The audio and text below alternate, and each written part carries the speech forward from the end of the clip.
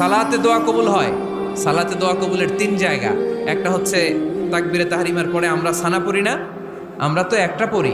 আল্লাহর হাবিব সুন্নাহ এবং নফল নামাজে আরো পড়তেন সানা, ওই দোয়া কবুল হয়। 2 নম্বর জায়গা সালাতে সেজদায় পড়ে দোয়া করলে কবুল হয়। আকরাবু মা ইয়াকুনুল আবদু মির রাব্বিহি ওয়া হুয়া সাজিদ ফাকসিরু ফিহি দুআ। বান্দা যখন সেজদায় লুটিয়ে পড়ে, বান্দা আল্লাহর সবচেয়ে কাছে চলে যায়।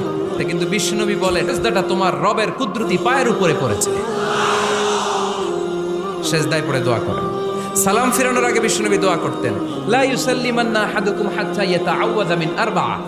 আল্লাহর হাবিব বললেন, 4 জিনিস থেকে পানাহ না আছে আমার কোন উম্মত যেন সালাম না ফিরায়। তারা যেন পড়ে, আল্লাহুম্মা ইন্নী আউযু বিকা মিন আযাবিল কবর, আউযু বিকা মিন আযাবি জাহান্নাম, আউযু বিকা মিন ফিতনাতিল মাহইয়া ওয়াল মামাত, আউযু বিকা মিন ফিতনাতিল মাসিহিদ দাজ্জাল।